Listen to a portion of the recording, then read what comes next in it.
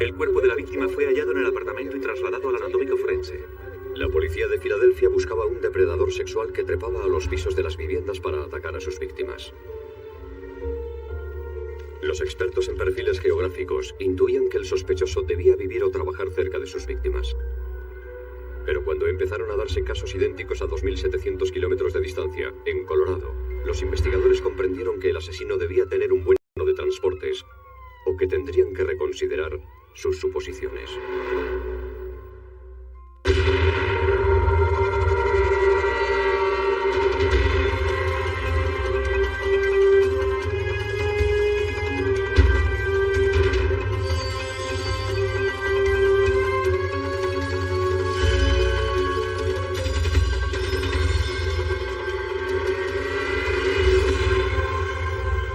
Crímenes imperfectos.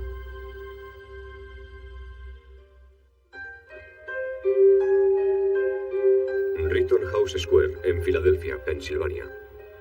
En días soleados, el parque se llena de gente que va a broncearse y que sale a hacer footing. Muchos son estudiantes de la cercana Universidad de Pensilvania. En 1998, Shannon Seaver vivía solo unas manzanas del parque.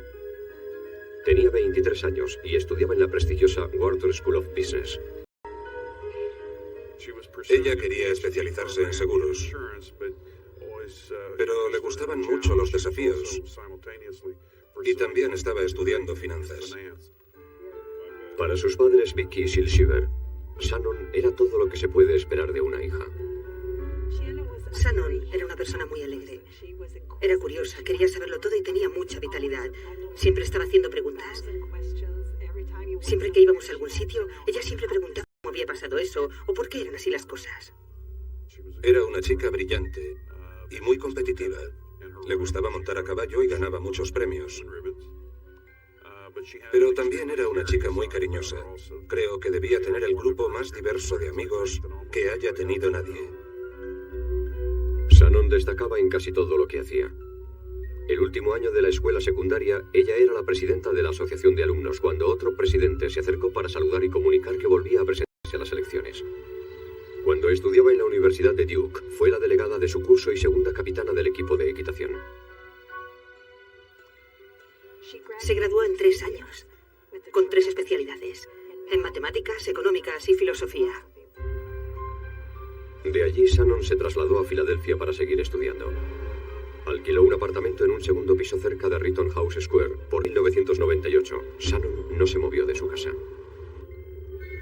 Al día siguiente, Shannon no acudió a una cita con sus amigos como habían planeado, así que fueron a su apartamento y forzaron la puerta. Los amigos de Shannon les dieron la noticia a los Seaver. Solo me dijeron que tenía que ir enseguida y que había pasado algo malo. Pero yo dije, Sam, tienes que decírmelo, quiero saberlo, y me dijo que estaba muerta. Estaba preparando el baño y había unos papeles. Luego sabemos que estaría estudiando. El asesino había conseguido trepar hasta el balcón del segundo piso y había entrado por una puerta de cristal corrediza. Había señales de un forcejeo. Había libros caídos de una estantería a un lado de la cama. La habían estrangulado y agredido sexualmente. Faltaban su cámara, su collar y su pluma. Y había sangre, supuestamente del asesino, en la cama, la pared y en la barandilla del balcón. Suponemos que le habría mordido o que se había cortado de alguna forma. La sangre de la barandilla del balcón era la prueba de que había salido por allí. La policía sabía que el asesino tenía experiencia en acceder a viviendas en pisos altos, pero iban a necesitar mucha más información para encontrarle.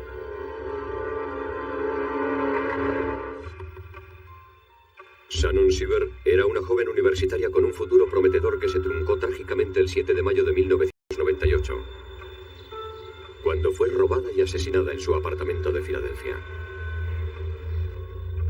No había testigos y ninguna de las pistas de la policía revelaba nada importante. Después de 8 meses de investigación, la policía había llegado a un punto muerto. El primer golpe de suerte en el caso llegó de una fuente inesperada. Un informador anónimo llamó a la redacción del Philadelphia Inquirer para facilitar información confidencial y embarazada sobre la investigación del asesinato de Shannon Seaver a la prensa. Esa persona nos dijo que era una vergüenza lo de Shannon Shivert porque el departamento de policía había pasado por alto 2 casos anteriores que estaban relacionados y que si se hubiera investigado se podría haber evitado su muerte. Estábamos casi seguros de que debía ser un policía jubilado. Los reporteros de investigación del periódico investigaron más a fondo y descubrieron pruebas de que la policía había ocultado varios casos anteriores de violaciones para que las estadísticas de delincuencia de la ciudad parecieran mejores de lo que eran en realidad. La policía de Filadelfia llevaba casi 20 años ocultando denuncias de agresiones sexuales. Ni siquiera se consideraban un delito y se borraban de los libros por completo. 2 de esos delitos eran 2 casos de violaciones sobre los que no se informó. Todas las víctimas eran mujeres jóvenes que vivían solas sin pareja ni animales de compañía. Según nuestro informe, solían ser las mujeres más indefensas las que eran el objetivo, mujeres sin techo, mujeres afroamericanas, mujeres que no iban a poder denunciar mucho. Una de las anteriores víctimas pudo ver fugazmente la cara de su agresor. Un dibujante de la policía hizo este retrato robot. Le describió como un joven alto, bien parecido, de complexión delgada y de unos 25 años. Creamos un equipo especial. Vinieron policías de otros departamentos. Había policías de incógnito. Hicimos circular el retrato del sospechoso. Se trataba de una persona muy ágil, delgada y muy atlética. Preguntamos en los gimnasios de la ciudad y de los alrededores. En julio de 1999, Boyle y Peary decidieron recurrir a los expertos en perfiles del FBI para pedir ayuda.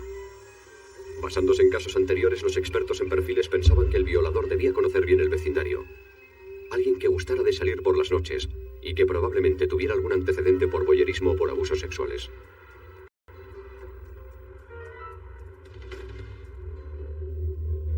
Cinco meses después del asesinato de Shannon Shivert, el violador de Center City se cobró su 6ª víctima.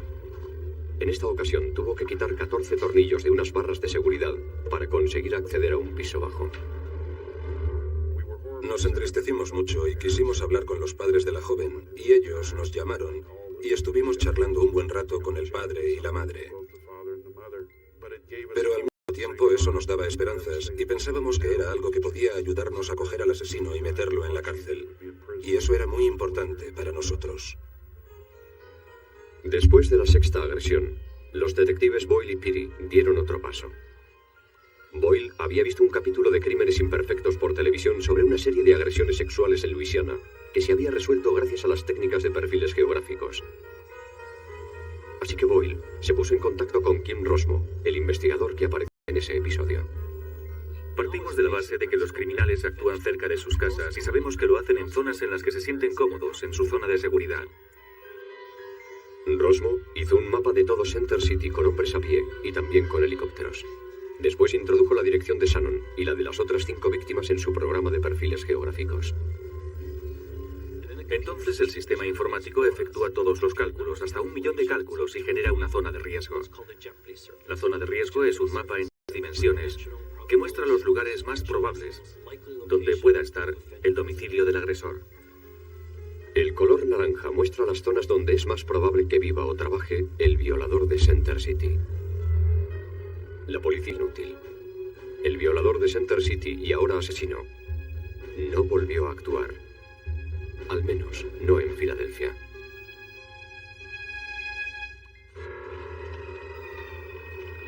Poco después de que el violador de Center City se cobrara su 6ª víctima en Filadelfia, los crímenes cesaron misteriosamente.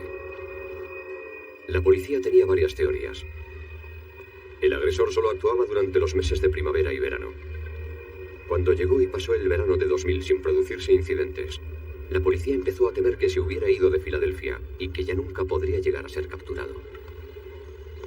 Los investigadores sospechaban que el violador era un estudiante universitario que vivía en Filadelfia en verano y que iba a clase fuera de la ciudad. Lo que no sabían era que a 2.700 kilómetros de distancia, en Fort Collins, Colorado, había un violador parecido que estaba cometiendo los mismos crímenes exactamente de la misma manera.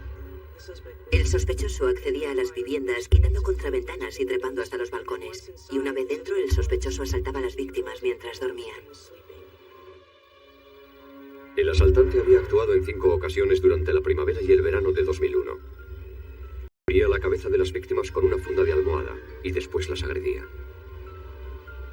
En su quinta agresión, cometió un error. Había entrado en el apartamento de la víctima a través del balcón de un segundo piso. El supervisor del laboratorio de criminología, Jeff Svoboda, llevó un tramo de la barandilla a su laboratorio y lo roció con ninidrina, una sustancia que se emplea para descubrir huellas dactilares en superficies porosas. La ninidrina reacciona con los aceites de la piel, haciendo que las huellas vuelvan de un color violeta. Una hora después, ya tenía los resultados. 3 huellas perfectas. Apoyó la palma de la mano aquí, dejando la huella del pulgar izquierdo, el anular izquierdo y el meñique, y después saltó. Desde Fort Collins se enviaron fotografías de las huellas junto con la descripción de los ataques a los departamentos de policía de todo el país pidiendo su colaboración. La carta llamó la atención de una secretaria de policía de Filadelfia. Recordó al violador de Center City, como se le llamaba entonces, y se puso en contacto con la unidad de víctimas especiales y con el detective Latour. Entonces el detective Latour avisó al departamento de policía de Fort Collins. Cuando se comparó el ADN de las pruebas de violación de Colorado con la sangre encontrada en el apartamento de Shannon Shiver, el ADN coincidía. Cuando nos llamaron diciendo que habían hecho el análisis y que las muestras coincidían, fue una tremenda alegría. Creo que todos teníamos la esperanza de que ahora íbamos a conseguir... Para ir a Colorado. ¿Y cómo iba a atraparle la policía? Para averiguarlo, los investigadores tenían que identificar a todas las personas que hubieran estado en Filadelfia durante la oleada de crímenes y que luego hubieran estado en Colorado durante los hechos ocurridos allí.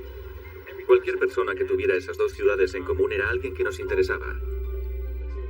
Un experto en delitos informáticos, el teniente Ed Monaghan, le pidió a un amigo de la universidad, Bill News, que le ayudara con la búsqueda. News trabajaba en LexisNexis, un servicio de recuperación de información que contiene más de 30.000 entradas en sus bases de datos.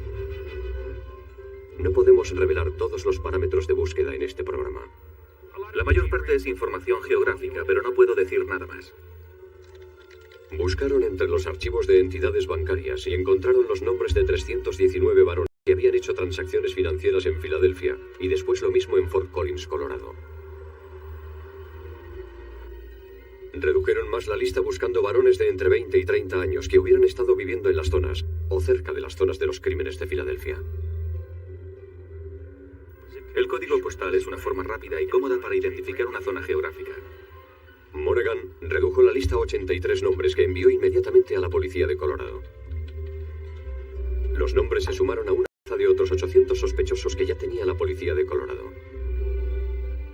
Antes de poder comprobarlos todos, se produjo un 7º ataque. La policía necesitaba actuar con rapidez antes de que hubiera un 8º. Ahora la policía sabía que el violador de Center City, Filadelfia, estaba en Colorado cometiendo los mismos crímenes allí. En total, había habido un asesinato y 12 agresiones sexuales, 5 en Filadelfia y 7 más en Fort Collins, Colorado. En septiembre de 2001, la policía de Colorado investigaba metódicamente a sospechosos potenciales y hacía pruebas de ADN cuando recibió esta carta. Lo siento, pero todavía no puedo dejar que me cojan. En Colorado no. Ni siquiera me gusta este sitio. A mí no me gusta el frío. Ya ni siquiera me apetece volver a Fort Collins. Están ustedes por todas partes. Admito que sí quiero que me cojan. No me gusta lo que hago. Me mantiene apartado de la gente y no puedo hablar con nadie. Me siento muy solo. La carta incluía detalles de los crímenes que solo podía haber conocido el autor. Pero no contenía ADN ni huellas dactilares. Al final, la detective Kim Cochran concluyó que el violador solo pretendía desviar la atención de los investigadores. Si dejábamos que el sospechoso nos llevara en la dirección con la carta, al final se nos podría escapar algo. De una mujer que decía haber salido con un hombre que se parecía mucho al retrato robot de la policía. El hombre se llamaba Troy Graves, un nombre que aparecía en la lista de sospechosos confeccionada por los expertos informáticos de Filadelfia. Graves había trabajado en un banco de Filadelfia, no muy lejos de los domicilios de las víctimas. Después de la última agresión en Filadelfia, Graves se alistó en las fuerzas aéreas y fue enviado a Fort Warren, en Colorado. Graves vivía en Fort Collins, a corta distancia del lugar de los crímenes cometidos en Colorado. La chica le dijo al investigador que a Troy le gustaba salir por las noches, que padecía insomnio y que seguramente tendría antecedentes por abusos sexuales. Graves había sido reprendido en una ocasión por espiar a una mujer en su habitación de la base de las Fuerzas Aéreas. Era delgado y de constitución atlética, físicamente capaz de trepar hasta la ventana de un segundo piso. El detective Neil Hysham se puso en contacto con Troy Graves y le pidió que fuera a contestar unas preguntas. Hablaba con corrección, era muy educado. Y eso me desorientó bastante, pero encajaba con la descripción que teníamos. Hysham le hizo las mismas preguntas que se habían formulado a otros cientos de sospechosos. Le pregunté si estaría dispuesto a someterse a la prueba del polígrafo, que era algo que podíamos aprovechar para descartarle. Y me lo dijo muy claramente, dijo, ahora mismo no. Entonces le preguntó a Graves si podía tomarle las huellas dactilares. Y su respuesta fue como que le parecía todo muy extraño. De todas formas, Graves fue llevado ante la experta de la policía en huellas, quien tomó todas sus huellas, prestando especial atención a las del meñique, del dedo anular y el pulgar de la mano izquierda. Cuando la señora Fulton le tomó las huellas dactilares, supe enseguida por su reacción y sus gestos que las huellas coincidían. Las huellas de Troy coincidían con las huellas de la quinta víctima en Colorado. Y al analizar la sangre de Graves, su ADN coincidió con el de la sangre que había en el apartamento de Shannon Shiver. Las andanzas de Troy Graves en dos ciudades por fin habían acabado. La policía y los fiscales decían que el móvil de Graves era la agresión sexual. Pero Shannon Shiver se defendió, cortando o mordiendo de alguna forma a Graves, lo que dejó sangre en la cama y en las paredes. Shannon era la única víctima asesinada. Al presentarle las pruebas forenses que había contra él, Graves confesó. Más tarde se declaró culpable y fue condenado. Te odio, Troy Graves. Con cada átomo de mi ser, te odio. ¿Cómo te atreves a violar a una persona como me violaste a mí? Y ahora lo vas a pagar. Tu futuro es la privación de libertad y noches de violaciones y torturas de formas tan horribles que no puedes imaginarte. Troy Graves fue sentenciado a cadena perpetua. Hace mucho tiempo que había perdido las esperanzas de que le encontraran, es verdad, es la verdad. Pero me alegré de que ya no fuera a haber más víctimas. Y lo digo de corazón como madre de una víctima. Los padres de Shannon conservan su habitación tal y como estaba cuando ella vivía, llena de todos sus premios, sus libros y sus fotos de familiares y amigos. Estábamos muy unidos. Pensar que alguien con tanta vida que formaba parte de ti ha desaparecido de repente es algo horrible. La investigación del asesinato de Shannon era la clásica búsqueda de la aguja en el pajar. La única solución estaba en el duro trabajo de los detectives, los perfiles geográficos y de comportamiento y los expertos informáticos. Estos son los lugares de las agresiones. El banco donde trabajaba Graves, el lugar donde estaba la casa de su novia y su primer domicilio. Todas las agresiones habían tenido lugar a lo largo de las rutas que Graves había seguido desde sus dos apartamentos alquilados hasta la casa de su novia y hasta el trabajo. Estos crímenes suelen ser los más graves y cualquier cosa que ayude a la investigación es bienvenida. Los expertos en perfiles geográficos solo deben ser una herramienta más entre las que tenemos. También es importante recordar que ningún perfil que se haga puede resolver un crimen. Hacen falta pruebas físicas o testigos o una confesión para hacer eso. Y al final son los detectives los que lo resuelven. Nosotros solo hacemos un pequeño papel secundario, pero que también es importante porque podemos ayudarles a centrar sus esfuerzos o entender mejor los hechos y seleccionar sospechosos. Los ordenadores no cometen crímenes y no resuelven crímenes. Los detectives los resuelven. Y aún así creo que fue un excelente trabajo de tecnología y recursos humanos. Es increíble lo que se puede hacer con el ADN ahora. Los expertos en perfiles geográficos, los expertos del FBI, el uso de los ordenadores. Todo eso ha cambiado la forma en que investigamos. La ciencia